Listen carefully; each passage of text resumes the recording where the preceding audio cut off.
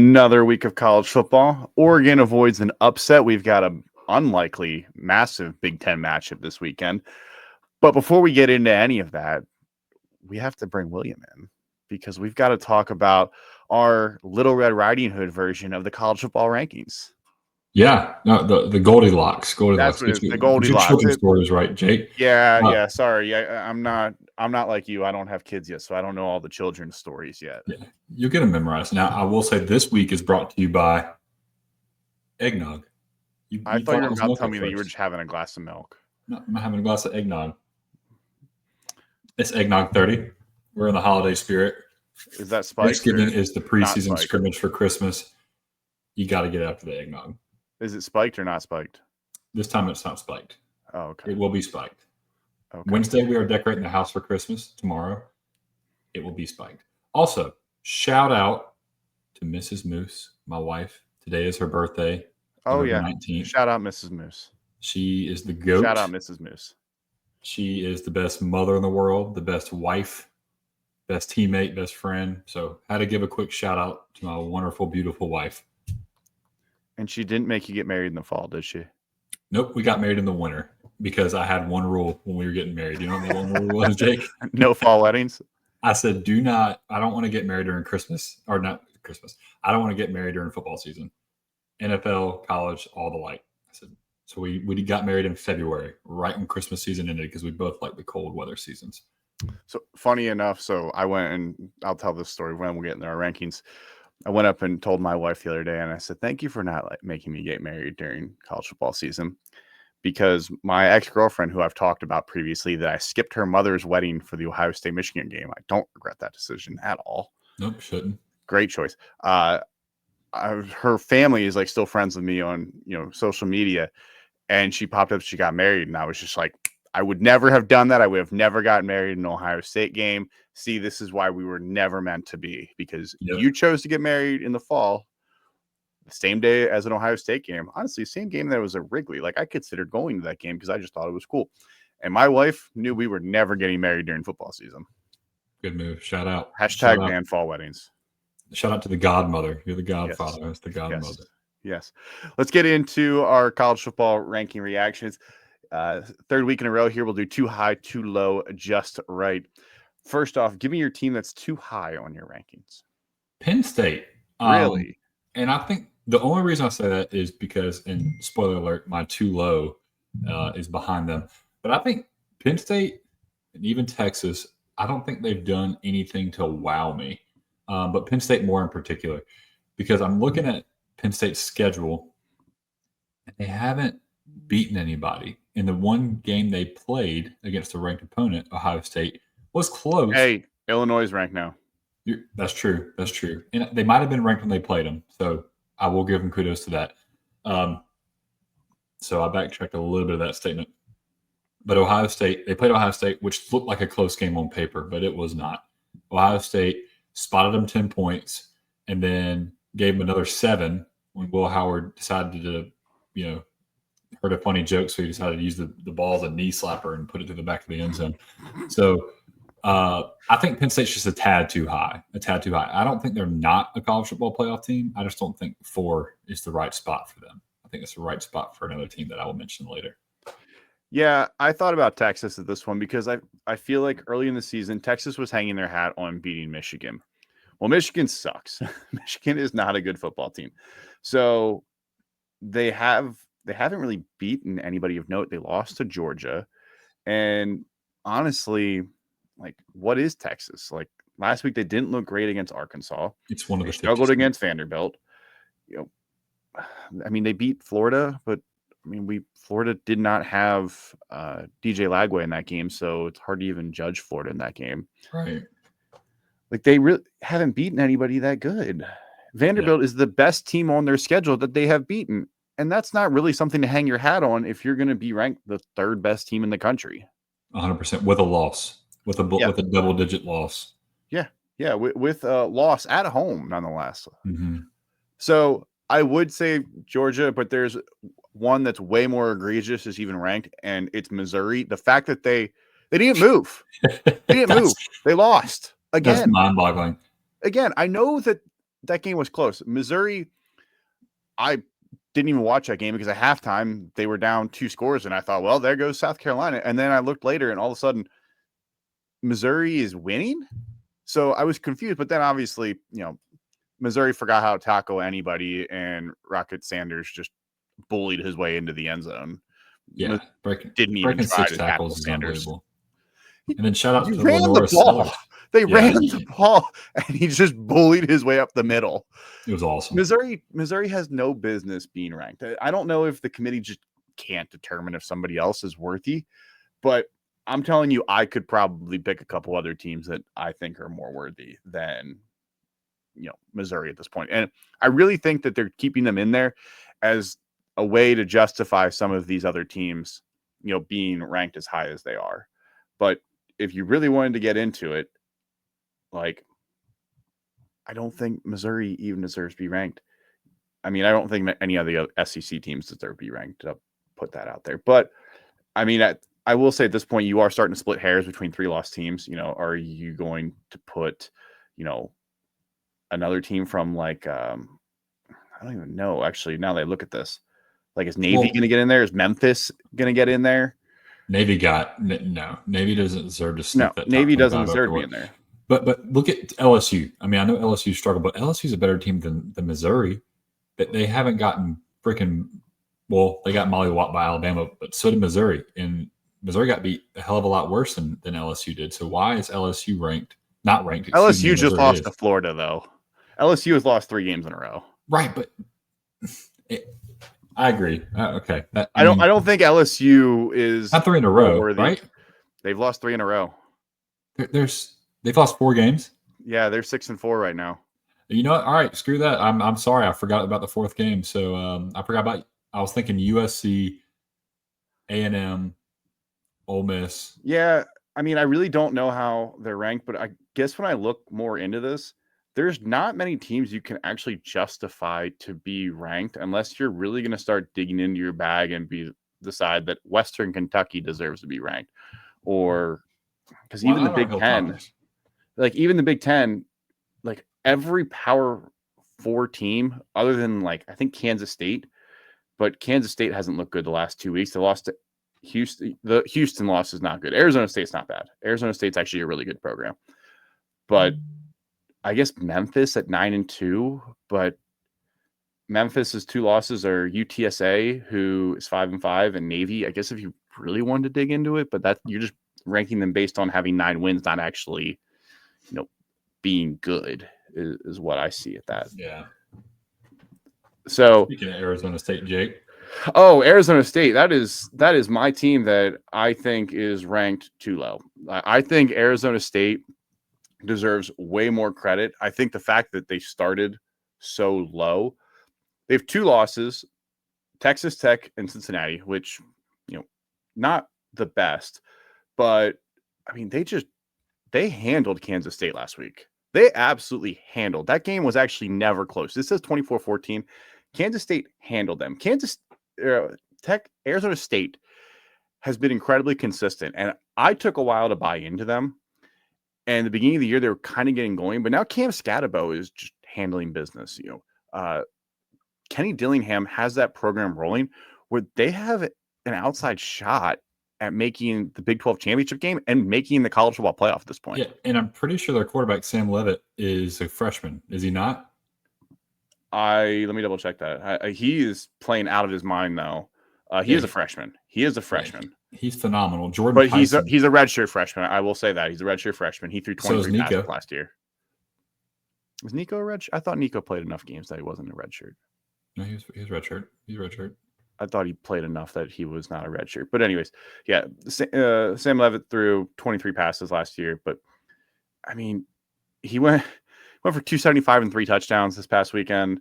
He has thrown 9 touchdowns the last 3 games. He's completing well over 60% of his passes, especially in the last 3 games. Sam Levitt has really started to come into his own. And Arizona State, they can't make a deep run if they make the playoff. But they are not a team I'd want to face in the first round, I'll be honest. Well, why not though, Jake? I mean, that offense is pretty darn good. I have concerns about a freshman quarterback. And If they match also, up I against think Miami. If they match up against Miami, who are you picking? I'm gonna take Miami. I just think Cam Ward is too talented. All right. I think If they match up against BYU. well, that would take a weird way since they're both in the Big 12. That's but true. Crap. Let's back up. What if they if they matched up played against Boise State? yeah, they can handle Boise State. I think I go into like, could they actually go against Ole Miss? Could they match up against Tennessee? And I'm not sure if they can go, man for man on the outside. I don't know if the trenches are going to be able to do that. I mean, beating up on Kansas State, that's a good team. That's a very good program. Avery Johnson's a good quarterback. But when you have to go against, an Ole Miss, if they played Penn State's defense is pretty good. I think they could give Penn State a little bit of a run, but I don't think that it would last too long.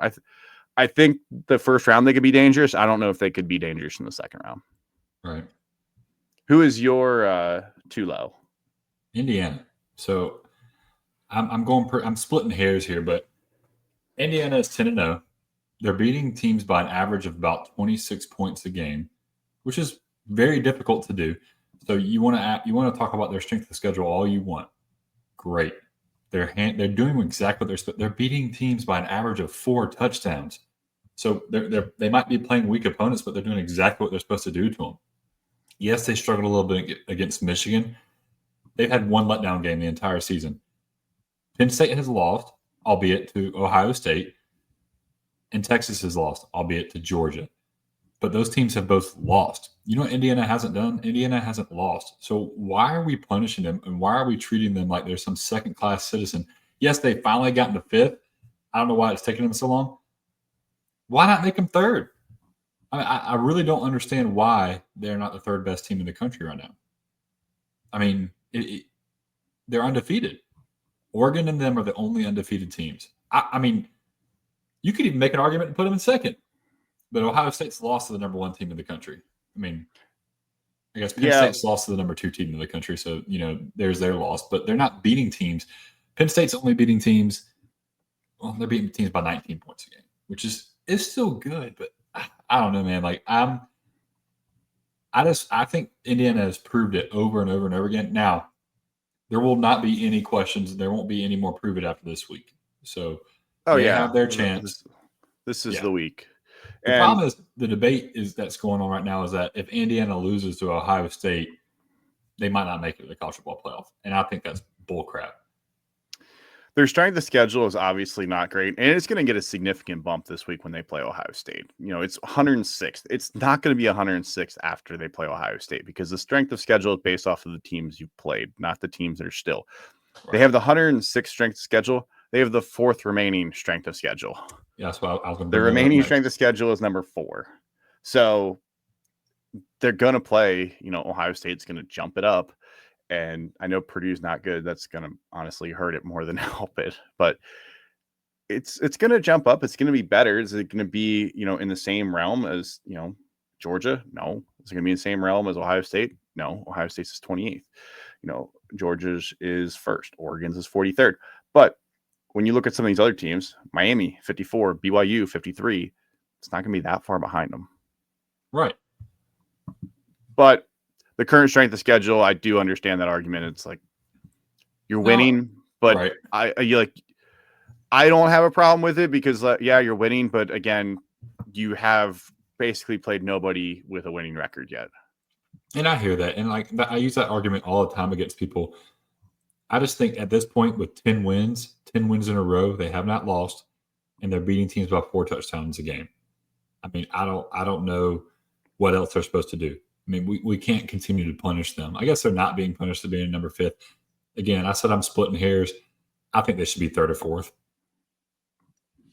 Yeah, I'm looking at their schedule right now. As of before this weekend, Washington is the only team on their schedule with a winning record as of right now. Yeah. Now, I will add this too. And Washington's 6-5.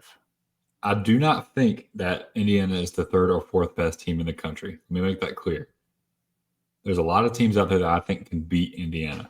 However, with what has been put in front of Indiana, they have handled their business and they have created this resume for themselves.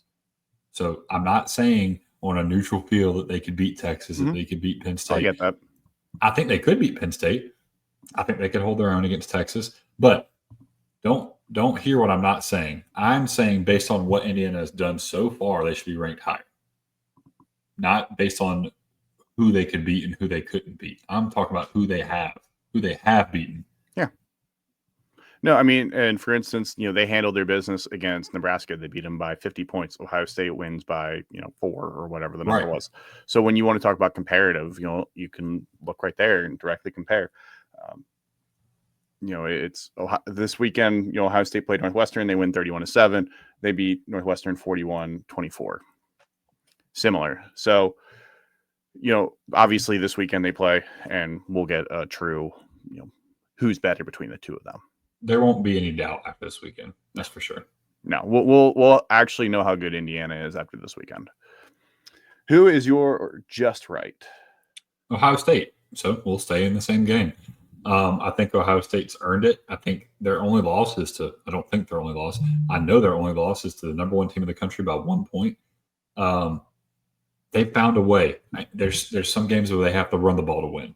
There's some games where they have to throw the ball to win. There's some games where they just destroy you any which way they want to. And there's some games where they have to win with their defense. They have won it in every which way. And despite all the adversity that's come to the Buckeyes this year, they've just responded. We talk offensive line injuries. What do? They go in and they just drum Penn State again, not on the scoreboard, but in the stat sheet with backup offensive linemen littered across the front row. They play Nebraska and they struggle. They struggle to move the football, but their defense steps up when they need them to.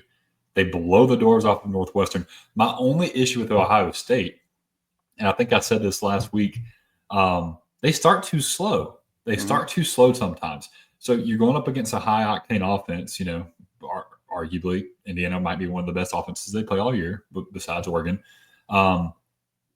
You can't start slow like that.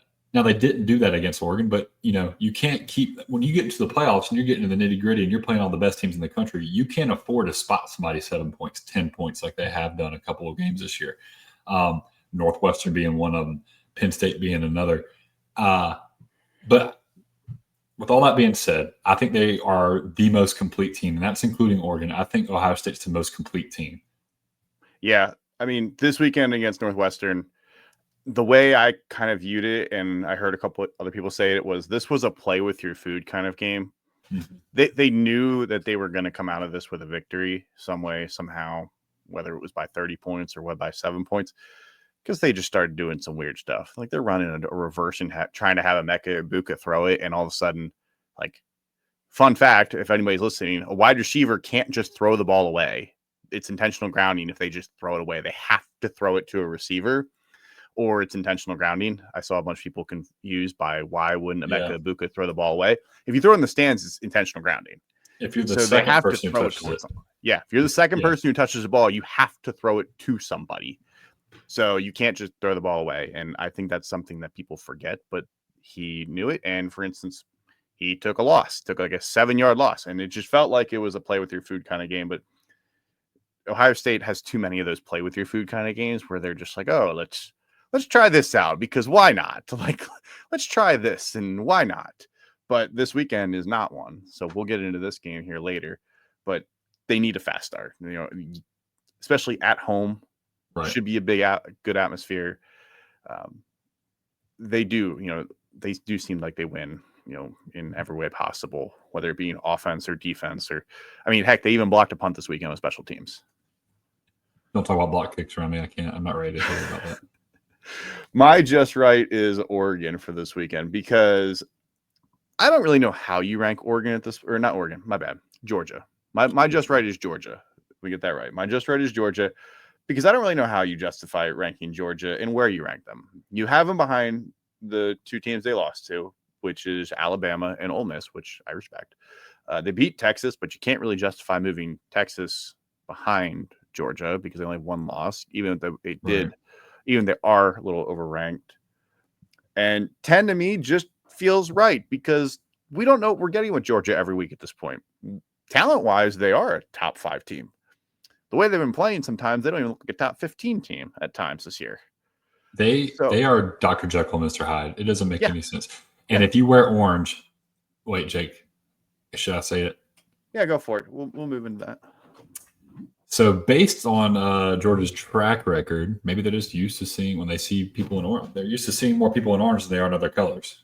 Because inmates, they wear orange in jail, Jake. All the speeding tickets All in the jail. speeding. Anyway, if you wear orange and you play against Georgia, you're in for a world of hurt. They just play. Carson Beck does not turn the ball over when he plays teams that wear orange. Yeah, I was pretty confident Carson Beck was going to do something dumb. And Carson Beck actually played pretty well in this game. I'll give him that because the running game couldn't gain any sort of traction. Nate Frazier did fine, but Carson Beck was the second leading rusher with 32 yards. Nate Frazier was 19 carries for 68 yards, only averaging 3.6 yards per carry, along with 16 yards. The passing game was really where they got it going, and they got a lot of dudes involved. I think there's like 10 or 11 guys here on the stat sheet that had catches. Nobody with more than 5 catches. I mean, they were airing it out. They basically put the game on Carson Beck's shoulders and were like, you have to win us this game because Tennessee was up 10-0 at the end of the first quarter. Tennessee looked like they might be able, to end Georgia's chances of making the playoff. And sure enough, I mean, Carson Beck led them down the field in the second quarter. They score 17 points in the second quarter alone, tie it up, and Tennessee could do nothing in the second half. Yeah. Georgia was just eating the clock away. I mean, the first drive of the second quarter, or the first drive of the second half, Georgia went 12 plays, 87 yards over 7 minutes. They had another drive where they went 12 plays, 92 yards, 6 minutes.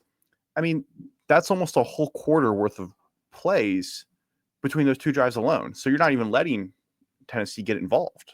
Well, and what's crazy is Tennessee's calling card is their defense. And I was not impressed with their defense. I mean, where were they? Where was James Pierce? Where was the pressure on the quarterback? I mean, I felt like Carson Beck had all day to throw. Yeah. And Carson Beck, I know we gave him a lot of hate, but when he gets time, like somebody's going to get open eventually. Somebody's going to get open and he's going to find a guy to make a play. But Tennessee finished the game with 0 sacks, only 2 tackles for loss. So, yeah, they bottled up Nate Frazier, but they weren't getting him behind the line of scrimmage. Meanwhile, Georgia's defense had 5 sacks and 6 tackles for loss. Right. So, I mean, I know we know Georgia plays a great defense. They've got 5-star guys all over the field. You've got guys that can make plays. I mean, 4 different guys with sacks. It's not coming from one guy. But, James Pierce, 3 tackles, 1 tackle for loss. I mean, before the season, he was projected to be a top 5 pick. Hasn't had the best season, but Tennessee's defense had played pretty well overall. But I think their defense just started getting gassed. I mean, you're talking 12, 14 play drives. That's a lot of time on the field. Right. So where do you think Tennessee goes from here? Like, they've got 2 games left, UTEP and Vanderbilt. They're ranked 11th. They're sitting right on the fringe of making the playoffs right now. I think they end up making it. I just think another team will fall. I mean, you got to think Indiana's going to be punished if they lose Ohio State pretty bad. They likely are. They're a 12.5-point dog. I'm trying to think who else is in front of them. Miami has a shot to lose in the ACC championship game, which they're saying the committee has said that they're not going to punish anybody for losing the ACC in their conference championship games, which I call BS. If Miami's ranked 8th and loses to SMU, who's outside of it, they're definitely going to swap Miami out. Yeah, they're just going to swap. Like I don't think they should have ever set that precedence because now they're going to have to walk it back. They're 100% going to walk it back because if Miami's ranked, if they're ranked 8th, let's say Miami wins out, all of a sudden SMU gets the bye. That's how you start pushing teams out. Do Tennessee get pushed out because Tennessee's at 11 and you have to bump SMU now in front of Miami. So SMU is now sitting at 8 and Miami's now at 9 because you logically have to put SMU in front of them. Yeah. That's how Tennessee ends up at 12. And then Notre Dame's sitting at home in South Bend, because they have slapsticks on their schedule. They don't have to worry about. Hey, they have Army this weekend.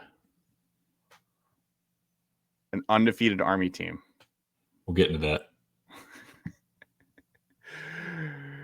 Let's talk about one of the other major games from this weekend. Oregon runs a fake field goal up 3 in the fourth quarter. Mind-boggling. To give and doesn't convert to give Wisconsin an outside shot to win again. It really just felt like Oregon was trying to give this game away. Like, was trying to, and the refs were like, yeah, no, that's not going to happen. Yeah, There was a weird, like, tripping call that, like, was phantom. Like, there was a couple, like, weird penalties that didn't really make a lot of sense. And Dan Lanning was almost, like, overthinking himself in this game. Yeah, he panicked in the big game again. I mean, by big game, I mean close game. And talk about bad officiating. Let me step away from that game for a second and talk about this Pitt Clemson game. Oh my God, that is like that one call. That one call that they took forever to say that it was unnecessary roughness because the Clemson defender smacked Nate Yarnell in the head. Yeah. So number one, it should have been called immediately. How it wasn't called is beyond me. However, similar to the Georgia-Texas game, they allow the coach to come out the field, lose his mind. The other referees are just sitting up there watching the Jumbotron, watching what they just missed. And then after discussion, they're able to drop a flag 5 minutes after it happened. It was not even like 30 seconds later. This was a couple minutes when they finally said, yeah, that's unnecessary roughness. It's like, you think he hit him in the head. You can't not call something, get chewed out by a coach, get booed by the stands, look up at the Jumbotron, and then change your mind. I mean, that's exactly what happened in the Georgia-Texas game. We set a precedent where referees just don't have to follow the rules. I mean, what the heck? And you want to talk about bad. I counted at least 6 false starts they didn't count. There was one, Jake, where the tight end was motioning in and approached the line of scrimmage, which you can't do. You can't take a step forward. You can go sideways, but you cannot take a step forward before the snap. Stops, puts his hands on his head because he knows he just screwed up, looks around, nothing, gets back set, and they snap it. Now, it was mind-boggling. Now, it was called terribly both ways. Obviously, the hands to the face should have been called much. That one was just the most egregious one where, like, yeah, especially after they gave us one, I'm like, maybe it shouldn't have been called on the hit on Cade Klubnik. So I'm like, I don't know what those referees were doing. We've had some bad officiating this year. Some very, very bad officiating. I know obviously you root for Clemson, but even as, just a Clemson fan, you have to look at that, and when it happened, you're like, oh, here it goes. Oh, I was waiting for the flag to drop. I was like, where is it? Because they just called one that was way such an obvious penalty. Yeah. I remember sitting here and just being like, how? Like, I said it out loud. Oh, that's a penalty. And then I get a text message. How is that not a penalty? And I'm pretty sure Twitter was going nuts being like, he hit him in the head with his hand. It wasn't an accident. Not hand. 2 hands. Yeah, just hit him in the head. I'm sorry, that's textbook penalty. Like, there's not a leeway in there. There's textbook penalty. But shout out to TJ Parker in that game, who 4.5 sacks, 5 or 6 tackles for loss, and 7 tackles overall. He had a defensive lineman season in one game. Clemson had 8 sacks in that game, so it was just phenomenal. But anyway, I just like to say that I basically called that 50-yard Cade Klubnik. You did. Thank you very much. I knew Pitt was going to lose in one of the weirdest ways possible, and boy, were you right. Cade Klubnik running the ball for 50 yards for a touchdown definitely qualifies. Yes, it did. Anyways, back to Oregon, and it really just felt like if you look at the box scores, it isn't close. Like, if you just went and looked at the box scores here, total yards 354 to 226. The yards per carry, like, Wisconsin did a pretty good job of bottling up the rushing attack, only allowing 3.4 yards per carry. Now, Oregon ran the ball 40 times, so they eventually got to 136. But yards per pass, 7 yards. Wisconsin's 3.4. 3.4 yards per pass. They were 12 of 28 passing with a long of 43. Dylan Gabriel was significantly better in the passing game. And Oregon was starting the ball, for the most part, in decent position most of the game because Wisconsin kept getting backed up inside their own 20-yard line. I was kind of surprised that Oregon couldn't move the ball as well as they have in previous games. Right. That was 8 weeks in a row. You're going on the road. You're going to Camp Randall. Despite the woes that Wisconsin has had this year, you had to think that maybe that would be an upset spot. We didn't think Ryan so was only last week. 14 points, and I thought that Oregon was going to blow them out. Yeah, we both thought that. And, looking back on it, it makes sense why they struggled in this game. Again, they've played 8 weeks in a row. I mean, that's tough. That's really, really tough. So the fact that they were able to pull this one out, again, is similar to Ohio State. Great teams find a way. Good teams win. Great teams find a way. No matter what. They'll win in any way possible. And a pick six from Mateo Uiagalelei was not on my bingo card for the wasn't pick six, just a game-sealing interception. Yeah, game-sealing interception. Fell in his lap. But wasn't on my bingo card for what sealed the game for them to beat Wisconsin. No, it was not on my bingo card either. Wisconsin, though, led at halftime, which their only real drive, they had a 175-yard drive. But other than that, I mean, they kicked a field goal. I thought them kicking a field goal after being inside the 10-yard line was kind of weak. Yeah, I agree. I thought that was kind of weak to kick a field goal when you were, inside the 10-yard line. Like, you're the significant underdog. You're 5-4, playing the number one team in the country at home.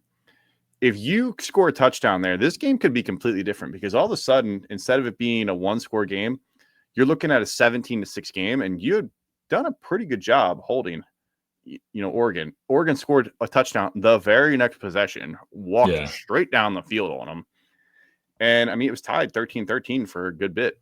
But Oregon, as soon as that touchdown or that field goal happened, it was like a light. They smelled blood. They just went for it, and they went down and got down there pretty easily. And like Wisconsin, it's not like you're moving the ball up and down the field with ease.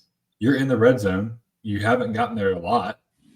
Finish the job. Finish what you started with. I would rather lose the ball in that situation. If I'm that team, I'd rather lose the ball at the 5-yard line and give it over to Oregon than kick a field goal and play it safe. Like, I'd rather be over aggressive because I'm that position. Like, Wisconsin, all you have to do is play for a bowl game. Like, you're not making it any further.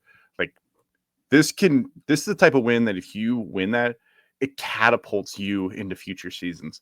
Like, Luke Fickell has struggled at Wisconsin. You win this game, all of a sudden, the momentum completely changes on the outlook there. You're 6-4. You win your last 2 games. You're 8-4. Maybe you have a stronger trajectory in the next season. Instead, you lose a game that maybe you felt like you had a shot in, and you have to go back playing shoulda, coulda, woulda. Yeah. 2 big upsets in the Big 12. BYU falls to Kansas, and Arizona State falls to Kansas State. Which one surprised you more? Well, we called both of them. So I would say you're not wrong. You're not wrong. BYU losing to Kansas was more surprising because, like we said, Arizona State's been hot lately. Kansas State is very up and down, so that game didn't shock me as much. The crazy thing about Kansas's win over BYU is that they won in a BYU fashion. So BYU's had the ball bounce their way in every single game this year. All their close games, they've had something wacky happen to allow them to win the game. This one, Kansas, the quarterback, Jalen Daniels, punched the ball. They do a little pooch kick, hits the dude in the face. The ball goes flying. Kansas gets on the ball. They're able to score a touchdown, take the lead late, and then shut out BYU on the next drive. Like that was how BYU was winning all the other games, all the other close games that they were in this year. So I guess the horseshoe finally fell off their head, and the rabbit's foot fell out of their pocket. I think, honestly, while we're sitting here, I think BYU is going to lose again. They got Arizona State this weekend. I think they're going to lose again. Spoiler alert. I'd have to say Kansas beat BYU was still more surprising, though. Yeah, I was kind of high on Arizona State the last couple of weeks. I was very high on Kansas. I made that very clear. I actually said earlier in the week I thought Kansas would beat BYU. You can go check the receipts. I definitely have the receipts online. But you're right, the way they won. And Kansas has had a lot of bad breaks this year. Just things haven't gone their way. I mean, you go look at Kansas' schedule this year, they get a couple different breaks, and all of a sudden we're talking about them sitting at 8-2 and being a potential playoff contender because If you're 8-2 in the Big 12 this year, you're right in the thick of it. They lose to Arizona State by 4. They lose to West Virginia by 4. They lose to UNLV by 3. They lose to Illinois by 6. They lose to Kansas State by 2. They're in all these games. They're in every single one of them. And they play Colorado this week at home. I don't know if they're going to be able to do it again. 3 weeks in a row. They've played now a ranked team 4 weeks in a row, and they've won the previous 2 between BYU and Iowa State. And Iowa State, they beat pretty good. Iowa State had to come back. Kansas State, they probably should have won. I mean, if they had beat Kansas State, they would have won. Yeah, if they had beat Kansas State, they had won 4 in a row and be sitting at 5-5, and people would be talking about this being a dangerous team. Kansas is probably the best 4-6 team in the country, if we're being honest, which isn't really a great prize, but hey, you're the best 4-6 team in the country. So, yeah. But like I talked about earlier, Arizona State, they handled Kansas State. That game was not close. Arizona State jumped out to a 14-point lead and never really looked back.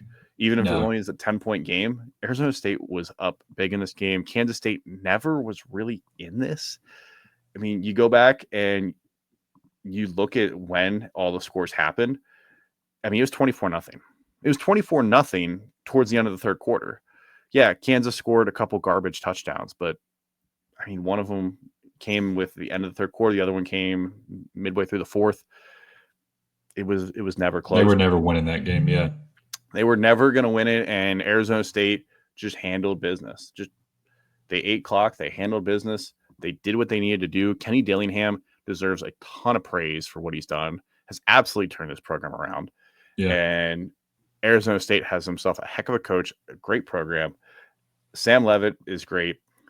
Cam Scatabo, unfortunately, is a senior, so it'd be really fun if he came back, but unfortunately, he's not. But I love Cam Scatabo.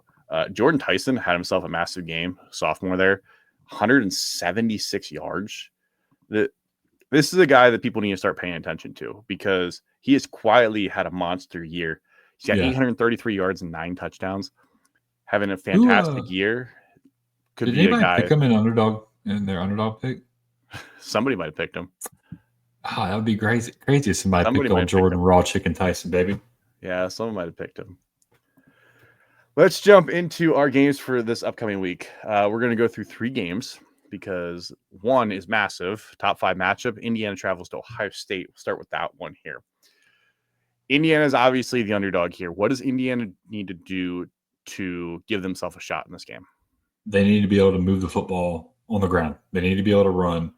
Ohio State has the 4th best rush defense in the country, allowing 90.7 yards per game. But you've seen at times that they've been gashed. I mean, we go back to the Nebraska game.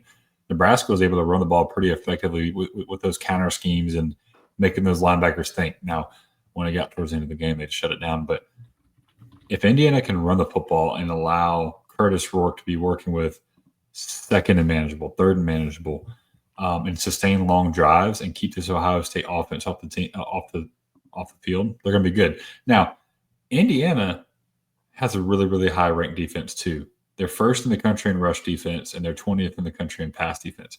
So again, strength of schedule, who they play, blah, blah, blah, blah, blah, blah. It is really, really hard to only give up 70 yards rushing a game.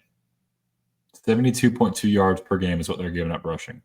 That is phenomenal, regardless of who you're playing. That tells me they're very well coached. They play gaps. They play their scheme. They play within their means. I think if Indiana goes in there, doesn't turn the ball over, and doesn't just tumble over themselves in the first big moment of their career, they have a shot. The problem is I think this moment might be a little bit too big for them. My Choo-Chooser Express, I think, is about to stop at the station. Yeah, I'm right there with you. Indiana needs to be able to move the ball on the ground, and between Justice Ellison, Tyson Lawton, they have to be able to move it because Ohio State is susceptible in the pass game. Denzel Burke has had issues this year, and the corners have had issues getting beat. But if Ohio State is able to stop the run with their front 4 and maybe a linebacker, if they don't even need the whole front 7 to shut down the run, then I mean you provide options, in the back 7. You provide options to help on the outside, to provide options across the middle. Indiana needs to be able to move the ball, and I'm not sure they're going to be able to do it between the tackles. I think they're going to need to get creative, kind of similar to what Nebraska did, whether it's pitches to the outside, whether it's counters. I don't know if they're going to be able to go up the middle because Ohio State seems like the interior of the defensive line has become pretty good. And I don't know if Ellison and Lawton are going to be the guys that can break through the middle of that. So, but if they can get 3, 4, 5 yards, no matter which way, whether honestly, you can even do screen passes, jet sweep, stuff like that. If you can get 3, 4, 5 yards in that fashion and open it up for Curtis Rourke, like that's a massive help for him. Yeah. Like what's the guy's last name? Number 1, Igbinosun. Yeah. Just He's been targeted. He's a little handsy out there on the. He is a little handsy, and teams have figured that out. They like to. I mean, I turned on the Ohio State Northwestern game for literally maybe 2 minutes, and within those 2 minutes, I saw a pass interference on him. Like, there it is, just tried and true. He's going to be attacked, so you'd have to think that Ohio State's going to shade Caleb Downs or the other safety over that way onto his side of the field and make sure he's got a little bit of extra help so he doesn't have to be so handsy, which will open up. I mean, even though Ohio State's defensive backs are extremely good, you keep putting them in one-on-one situations, they're bound to get beat in some, in at some point in the game. So if they're able to take advantage of Ohio State and make Ohio State make those little stupid mistakes that they're prone to do, when I say stupid mistakes, I don't mean that maliciously. I just mean dumb penalties. They've got a shot. They have a legitimate shot. I just think I'm not worried about Indiana's defense. Excuse me. I'm not worried about Indiana's offense. I'm very worried about Indiana's defense. Again, Indiana, like I said, has a really, really good defense in terms of statistics. First in rush defense, 20th in pass defense. Phenomenal.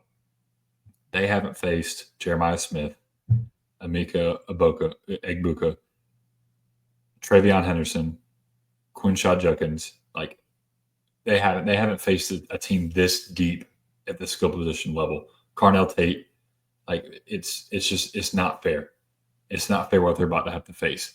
And then you got a guy in Will Howard who's playing his 45th year of football, who knows what college is like, who's been in these big moments. He played against Penn State. He's played in the Big 12 Conference Championship game when he was at Kansas State. He's been in big moments. I'm afraid that Indiana doesn't have anybody who's been in a big moment, and I think this moment might be a little bit too big for them this time. I could be wrong, but I just don't think I am. I think if this game was in Bloomington, it'd be a little bit different situation. Game being in Columbus, I don't think Ohio State is taking Indiana lightly because they're undefeated. If we're talking about Indiana undefeated last week of September, first week of October, okay, maybe a little bit different, but you don't accidentally be 10-0. You don't accidentally come in to the end of the season 10-0. So I don't think there's a portion of Ohio State that like, well, we're looking ahead, like Michigan's next week, but nobody is looking ahead to Michigan right now because they know that they have to win this week. If they want a chance to play for the Big Ten championship, they know Indiana, if they lose, is going. It's not like if you fall back, like you even basically the winner of this game is almost guaranteed a spot in the Big Ten championship game. If Indiana wins, I believe that they basically do have the spot. I think they clinch it because that would be y'all's second Big Ten loss. And then Penn State, I think there would be a weird tiebreaker if somehow they lost to Purdue, which Indiana's not losing to Purdue. Purdue is terrible. Purdue is possibly the worst. Spoiler makers. Don't. They are so bad. Makers. Purdue is so bad. They are not even close to a competent team. So there might be like a weird tiebreaker where Penn State could technically jump Indiana, but if Indiana wins, like they're almost guaranteed to be in. So I don't think it's a weird like look ahead game. So Ohio State's definitely going to be ready for it. But Indiana's defense, how do they match up with those wide receivers, like you said? Will Howard has started to play some of his best football the last couple of weeks. After those couple atrocious plays against Penn State, he really handled himself pretty well. Actually, he threw the ball very well after his pick six. He took care of the ball, was making good throws, putting the ball in tight spaces, and has done so the last 2 weeks against Purdue and Northwestern, which I know are Purdue and Northwestern, but you really don't want to see your quarterback struggle against Purdue and Northwestern as well. Well, accuracy is accuracy, no matter who you're playing. Yeah. I mean, he threw the one play where Jeremiah Smith went for like 70 yards and got his ankle twisted by a Northwestern player while sitting at the bottom of a pile. Yeah, what the heck was that? Yeah, that apparently a Northwestern player deleted his Twitter account because everybody was like, "Oh, Jeremiah Smith's hurt," and then went back and watched it. Why is he laying on the ground twisting his ankle? Yeah, that was messed up. There's no football's a violent enough sport as it is. Like, there's no place in the sport for that, man. That's just awful. That's sorry. But that play, Jeremiah Smith was between four guys, and Will Howard threaded a needle, hit him right in the chest. So, you'd love to see that, and we'll see how Indiana matches up. There's some rumors going around right now about Ohio State's offensive line being even more injured. I'm not going to speculate because rumors are rumors. But Quinshon Judkins and Travion Henderson have run the ball pretty well, and they've been explosive in the pass game as well. So there's so many playmakers on Ohio State's team. It's different for Indiana when all the other teams have maybe one or two. Ohio State has legitimately 5 playmakers on their field. Right. And how do you, if you can lock up one of them, but that means somebody else is open. Okay, you locked up Jeremiah Smith. Well, now Emeka Ibuka is open. Okay, you take away the pass. Well, now you've got Quinshon Judkins and Travion Henderson to worry about. So how do they manage that? I think there's a chance that they do. I really do think there's a chance that Indiana can win this game, but they really haven't played anybody with the skill players Ohio State has so far. Yeah, and I think the ball will be able to come out fast enough where they're not going to put enough pressure on Will Howard to, put that offense on, Oh yeah, ruin their timing. Absolutely, so, yeah. Absolutely. Second game we got here is Colorado traveling to Kansas. We kind of alluded to this one here a little bit. Colorado, I know that Coach Prime gets a lot of hate for the things that he does and the way he has taken college football, but Colorado is 8-2, and it's not a fluky 8-2 either. Like, they are starting to handle teams, and they're starting to win in multiple phases. It's not just Shedeur and Travis Hunter doing everything. Right. What do you think of Colorado, and do you think they could make the playoff? I mean, if they win this weekend, they have a really, really good shot. So they're going to Kansas. I think that's tough. And I think Kansas does exactly what can hurt them. So the difference between Utah didn't play terribly. Their offense is just so bad. And then their starting running back entered the transfer portal right before this game. So there goes the running game that they were going to use to attack Colorado. But the defense put them in good situations for the most part. Now, when you're on the field the whole game, what are you going to do? Kansas is an even better running team than Utah was. So I think Devin Neal's an incredibly underrated running back. Right. And then you sprinkle in that the fact that Jalen Daniels can run it any time that he wants. That's tough to cover. Colorado's offense is phenomenal. They don't have a running game. So if Kansas can make them one-dimensional, I mean, I guess every team's made them one-dimensional, and they're just able to throw the ball at will anyway.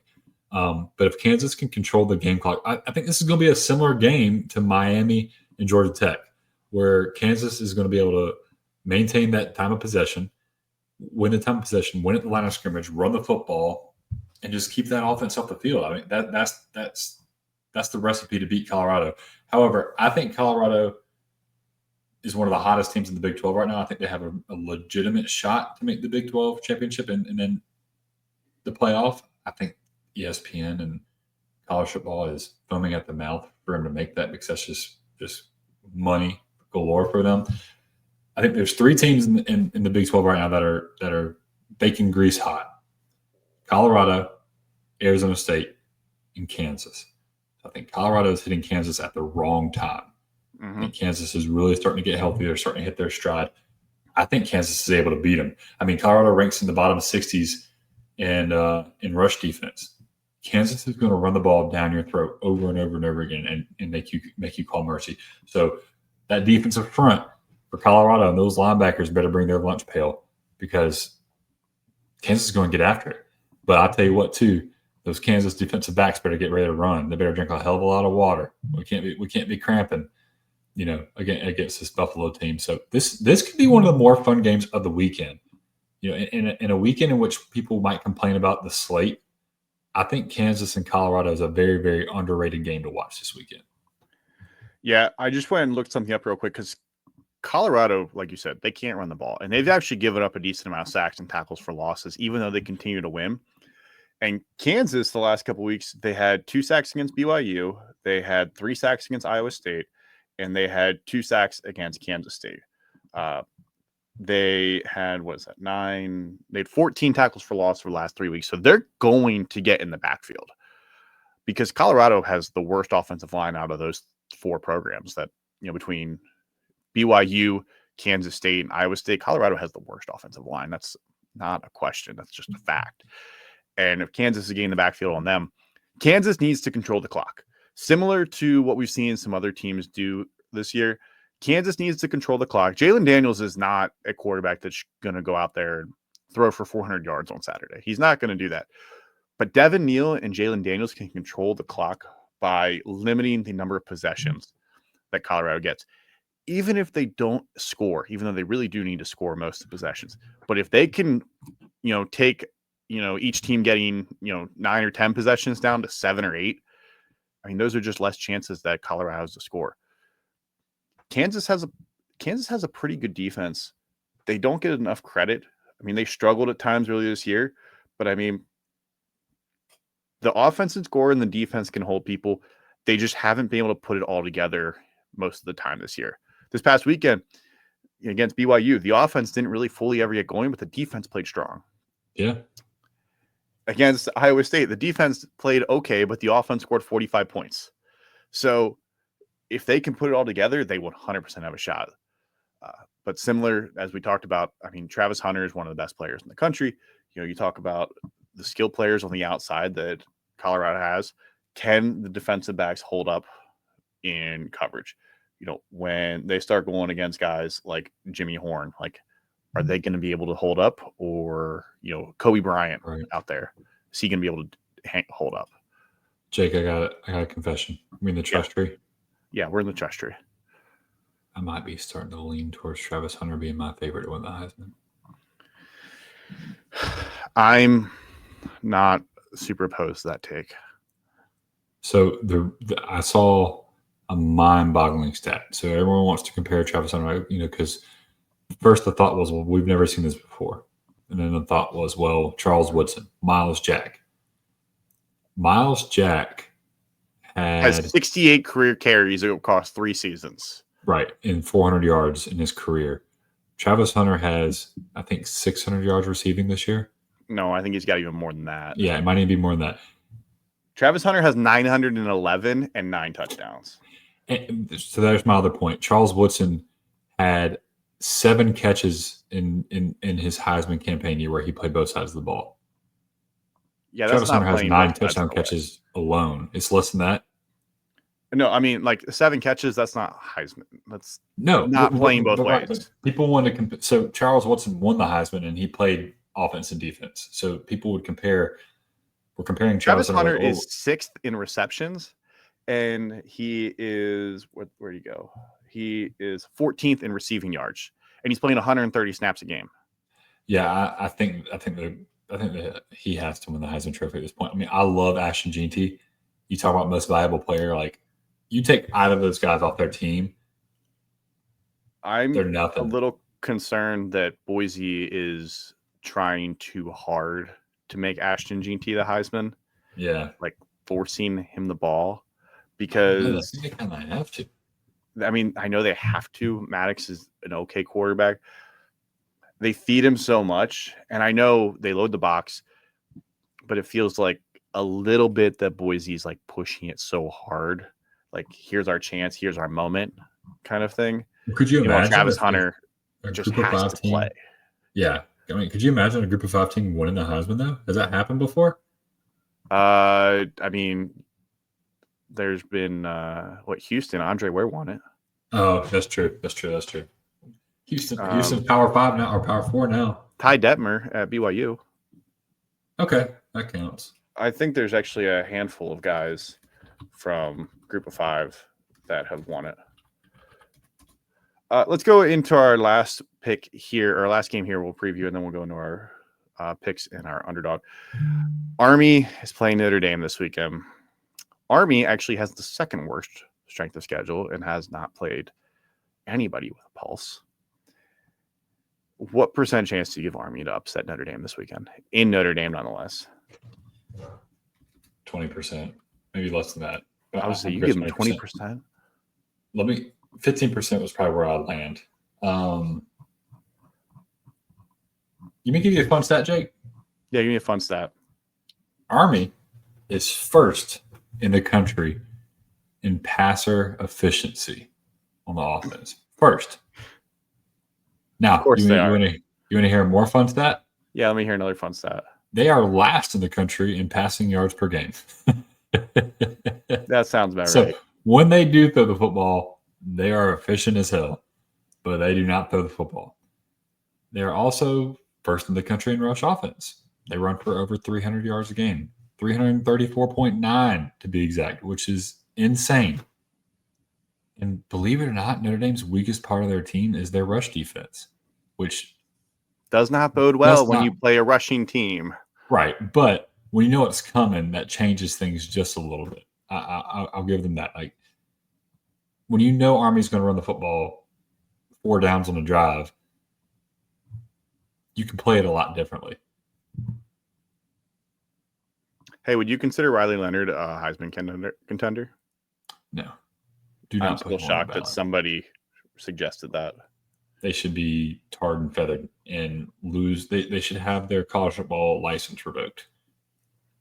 If you're a running quarterback like Leonard is, like basically a true dual threat quarterback at this point, he hasn't even thrown for 2,000 yards yet. He's got 641 rushing yards. He's got 1,800 passing yards. You have to have like the Tim Tebow-esque 2020 season. He's averaging less than 200 yards passing per game. Yeah. 199. Yeah. So I am splitting hairs there, but still, he's 98th.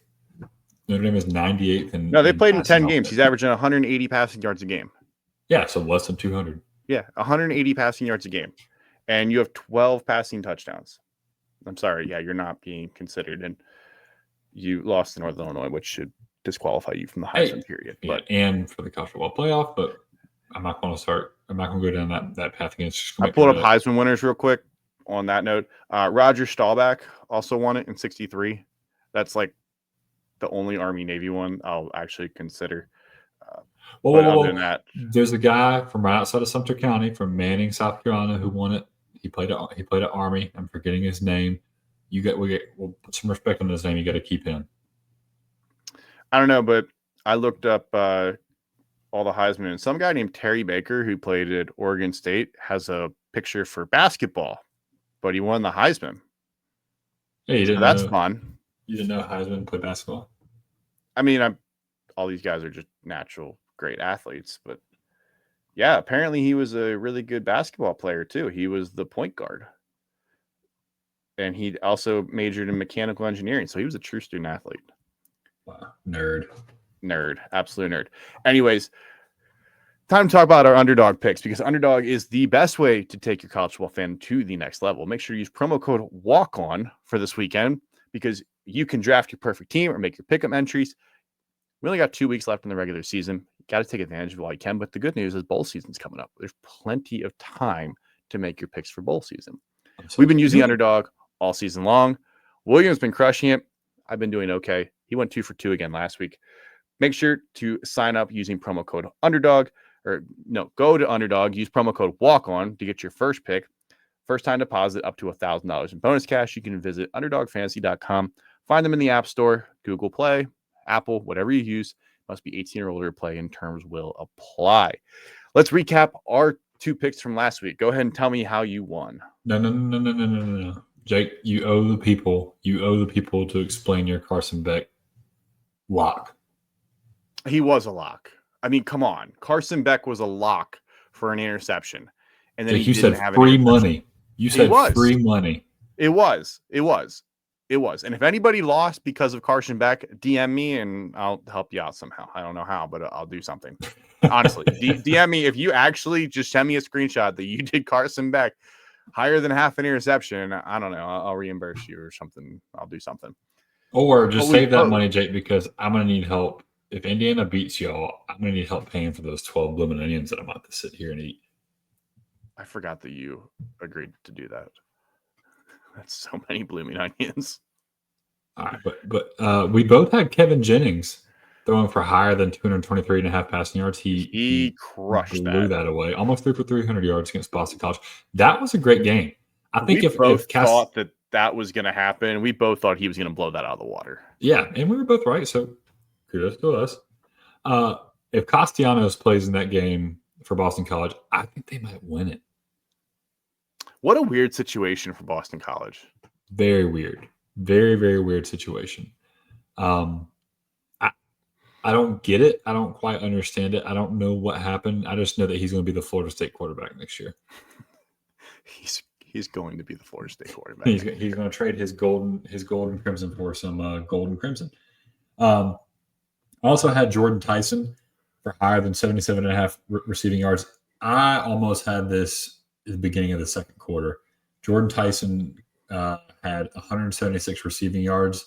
He had 75, I think, going into the second quarter. So I felt great about that. And obviously, I ended up cashing in, feeling good. And also, just to give y'all an update, my season-long picks where I had Cade Klubnik throwing for higher than 2,550 yards, 50.5 yards, and Taj, oh my God, is it Brooks?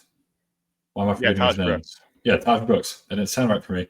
The running back for Texas Tech, I had him running for higher than 1,025 yards. Taj Brooks did that like 3 weeks ago. Cade Klubnik blew that number out last week, so I have officially cashed in on my season-long bet.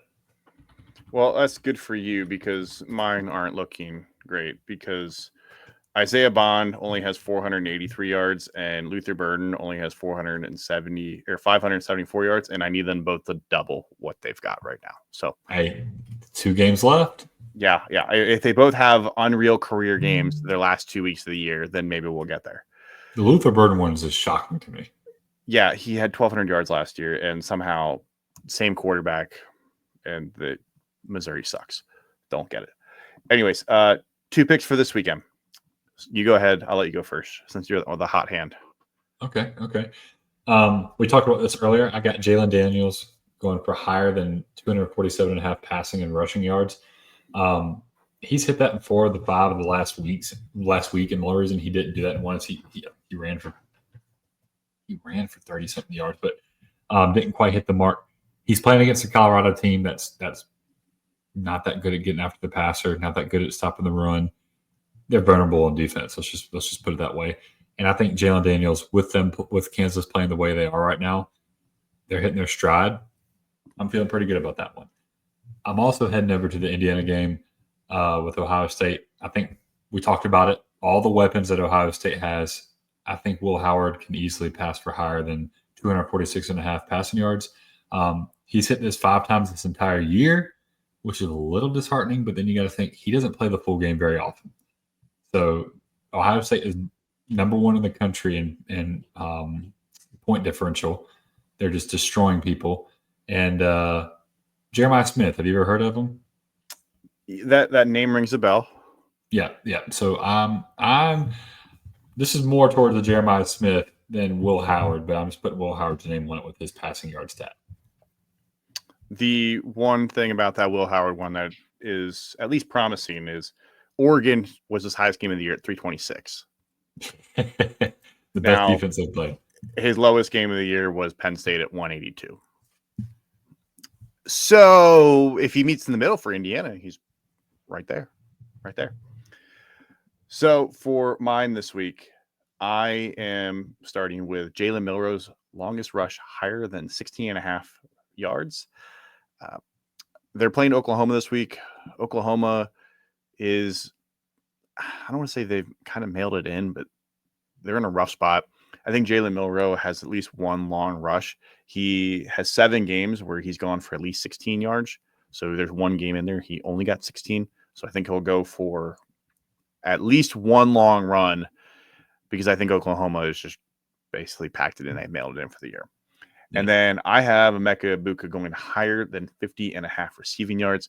He has had a down few weeks, but he is the leader in that room. I know Jeremiah Smith is the name that everybody loves, but don't be shocked if they go towards, the captain, the senior, the guy who's been in that room for 4 years a couple times. Like, I think Emeka Ibuka is going to score on Saturday. The question is, did he get to 51? I think he goes over 51. I think Jeremiah Smith will end up being the leading receiver, but I like Ibuka to go for at least 51 yards. Because Carnell Tate had a big game last week, so all of a sudden, Carnell Tate is another name that they have to, realize when he's on the field. And I think that can open up for Ibuka because he's had a down few weeks. All right, time for the walk-on weekly 10. I picked up 2 games last week. I went 6-10, 6 out of 10. You went 4 out of 10. That puts us this year at me with a total of 58 wins. I'm 58-60. Nope, that number doesn't make sense. You are 64-60, and I am 58-66. I don't know why I did it the way I did, but I have 58 wins. You have 64 wins. We have 3 weeks left, including conference championships. I am 6 behind, so I need to make up some ground this week for sure. I got to be hot the rest of the way. Only 2 games per week. I know, only 2 games per week, and then we're tied, and then bowl season might be the tiebreaker. So to keep us from convincing one or the other, we have to say and I know I'm the biggest proponent of this, or culprit of this. Once we say it, we're locked in. Yep, locked in, no changing. Yep. So I'm enforcing that on myself. Shame on me. Let's start with a rivalry game. USC and UCLA are going to play this weekend, with USC being a 4.5-point favorite. Did you know that USC and UCLA are both in LA? I feel like I've heard that before. Yeah. I didn't know about UCLA, but I did know USC was there. I wasn't sure what the LA and UCLA stood for, but it makes sense that it's LA. Lower Alkaloo. I really want to go UCLA. I really, really, really want to go UCLA. Lincoln Riley's coaching for his job, man. And they're starting to get hot in the recruiting side. I think they've got a little bit of piss to them, Jake. I'm going USC. If UCLA had beaten Washington last week, I would feel a little bit different. But yeah, I'm with you, USC. That was a tough fought game to beat Nebraska. USC needs to win this week, or else they're relying on a game against Notre Dame to make a bowl game. I think USC gets it, and I think they go bowling this year. I'm with you there. USC by 4, at least 4.5. Second game here, Ole Miss is at Florida. Ole Miss is a 10.5-point favorite. Who do you like? Man, this is another tough one. Florida looked really, really good against LSU. Not really, really good in the sense of offensive padded stats. They didn't have the best stat look on the world, but they made it count when it mattered most. I mean, they got beaten time of possession. They got beaten yards gained, but they capitalized. However, I think Ole Miss is hitting a really good stride. I think Ole Miss can cover this one. But I would not be shocked if Florida covers, but I just think Ole Miss is too much. I'm going to take Florida. I really liked the way that Florida has played when DJ Lagway has been in there. Ole Miss has played, obviously they played very well, but we have seen them play that Kentucky game. That Kentucky game was ugly. I mean, they beat South Carolina pretty good. I think Florida is hitting a stride at the right time. And I think there's suddenly a little bit of excitement in the program. You've got the freshman quarterback. I think they're hitting a stride at the right time. I don't think they're going to win, but I think this game goes down in the fourth quarter and Florida covers this game. I think they cover the 10.5. I hope Florida wins. I would love it. Florida won. Clemson. Penn State will travel to Minnesota, and Penn State is a 12.5-point favorite. This is I thought this is a pretty common underdog pick. I think a lot of people are picking Minnesota right here. If Penn State wants to prove it, Penn State wants to show everybody that, they are who they say they are, this is the game to do it. Minnesota played against UNC, a very run-heavy team, and held them in check. And Marion Hampton did not have the greatest game in the world that week. He's one of the reasons I didn't get my fantasy pick or my underdog pick that week. I I think Penn State covers this one. It is at Minnesota, though, so that does make a big difference, but I think Penn State covers. Yeah, Minnesota's also just coming off a loss to Rutgers, which isn't good.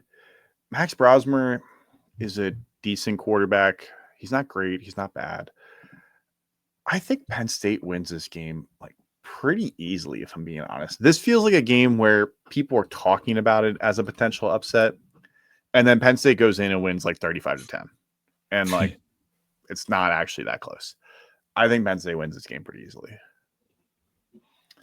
Colorado is going to travel to Kansas, and Colorado is only a 2.5-point favorite. I believe all the games are in Arrowhead because Kansas is redoing their stadium.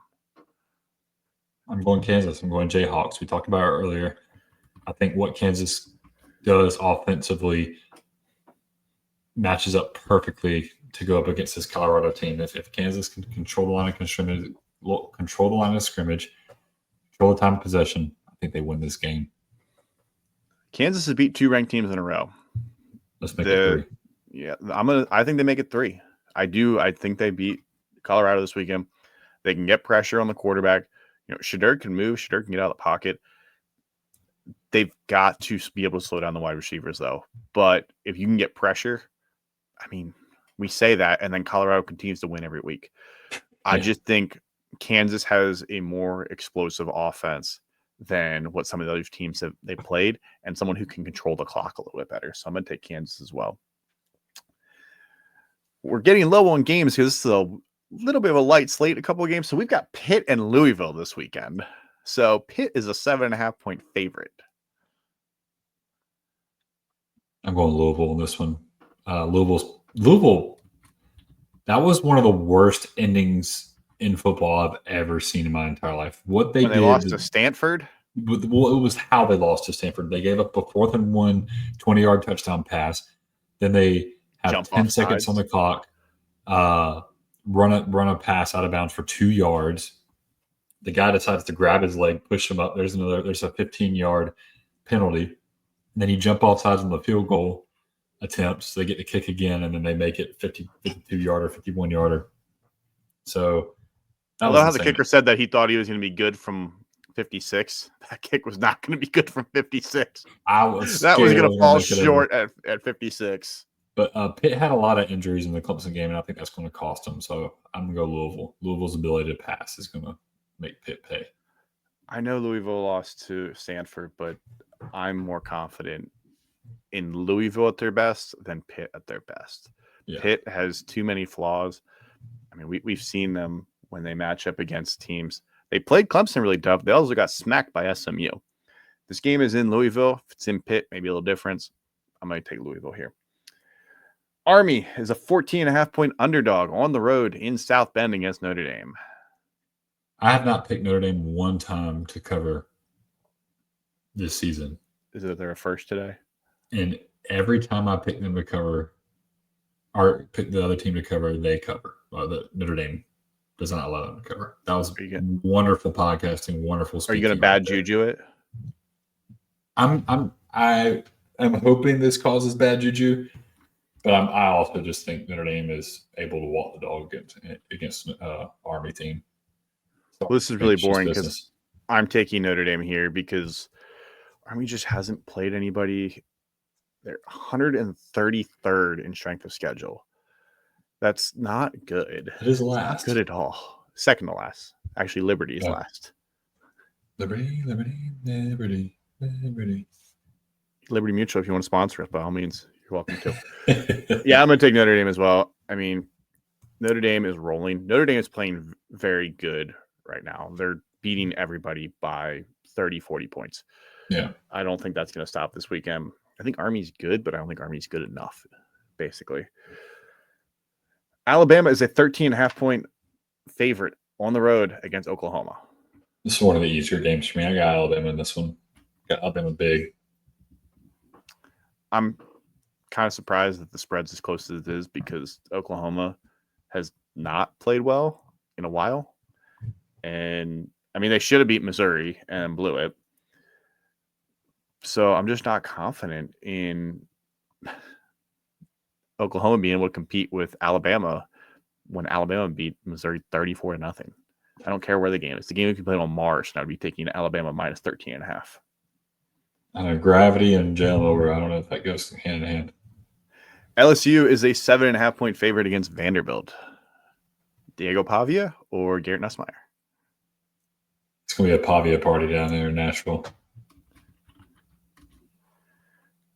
I don't like this game at all, and I'm taking LSU. I'm taking LSU, and I don't feel good about it because they've lost 3 in a row. But I think the heat is on in Baton Rouge. Everybody's talking about it. Everybody's talking about Brian Kelly being out. If he loses this game to Vanderbilt, LSU boosters might be ponying up the dollars to get rid of him. Yeah, his family. Because I don't know who LSU plays the last week of the year, but is it Arkansas? They might play Arkansas. Let me pull that up real quick. So they have 3 rivalries. It's Alabama, Arkansas, they play Oklahoma. Oklahoma. Oh yeah, it's gonna be a night game. Ew. Which is an ugly game that nobody wants to watch. But if they lose to Vanderbilt, that Oklahoma is sitting at 5-6, likely, and LSU sitting at 6-5. If LSU somehow loses and goes 6-6, Brian Kelly has to be out. You can't lose 5 games in a row. He's got to win this one, right? He's got to win. Right. So I'm going to take LSU. BYU and Arizona State. Arizona State is a 3.5-point favorite. We already kind of alluded which way we're going to go. I'll let you give nation. Sun Devil Nation, baby. I think BYU's time is up. Yeah, I think the clock has hit midnight for Cinderella there. And while Arizona State could also be a Cinderella, BYU has just won in too many crazy and wild ways. They should have lost other times earlier this year. I think the clock's hit midnight. I think it's Arizona State's time to shine. I like Cam Scatterbo and company to win this game pretty easily. That's nice. Final game, top 5 matchup, which is the second largest spread on this, with Indiana being a 12.5-point underdog on the road against Ohio State.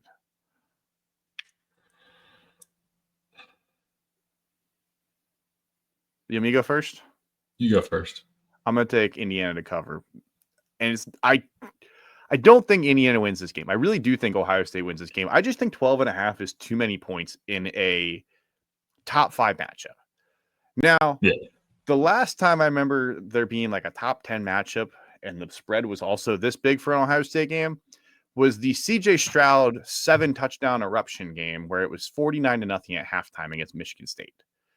I don't think that happens here, but I remember that game where it was like a 15-point spread and thinking there's no way that Ohio State is going to cover that. And then they had it covered easily in the first half and it wasn't even close. I think Indiana is a more complete team than that. I think they cover, but I think it's like a barely cover. I think it's like 10 points. I don't think it's a 3-point game. I think Ohio State wins something in the realm of 27-17 is what I would go with. Yeah.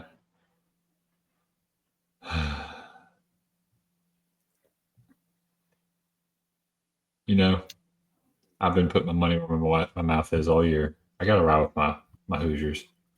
I got your Hoosiers.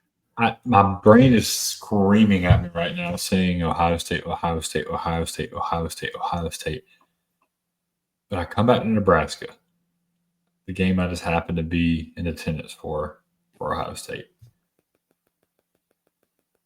And I just think if Indiana can play a similar style game that Nebraska did to Ohio State defensively, they've got a legitimate shot.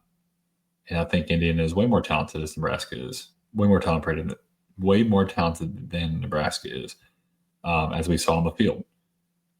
They're better coached. Kurt Cignetti is a phenomenal coach. His staff is doing a great job. They are squeezing out every ounce of potential on that team. I got to go Indiana. I don't want to, but I have to go Indiana. That's fair. 2 differences. If I go 2-0 again, all of a sudden we're getting closer. We're chiseling back into it. Might need to just pick all the opposites from you towards the end of the year if I want to get back into it. We'll see how I do on these 2 differences. But that does it for this week's episode. Appreciate everybody joining in. Make sure you go and subscribe to the podcast on Apple, Spotify, Google, Amazon, wherever you get your podcast. YouTube. We're probably on there. YouTube. Make sure you go check us out on YouTube. You can find us on all the social media apps. There's like 6 of them now. There's 9 of them. Whatever you're on, Twitter, Facebook, Blue Sky, Threads. I'm going to start bringing MySpace back. If you want to be on an email server, I'll get you on that too. If you want me to mail you all of our articles, just send me your address and I will print them out and mail them to you every week. So if that's how you want to get your content, I'll get it to you. Hey, speaking of articles, we got a good one coming Monday, Jake. We got a good one Monday. We got a very good one. Make sure you check out the walkonredshirts.com. Get all your college ball content there. We've only got a couple weeks left. We have a ton of stuff coming in here in the next couple weeks, especially as we get into recruiting season, as we get into coaching carousel, as we get into playoffs. There's a ton of stuff that's still going to happen. So make sure to go check us out. You can find us on social media at the Walk On Red Shirts. You can find William at Walk On Moose on social media as well. With that being said, appreciate everybody joining in, and we will see you guys all again next week before everybody wants to eat Thanksgiving meal.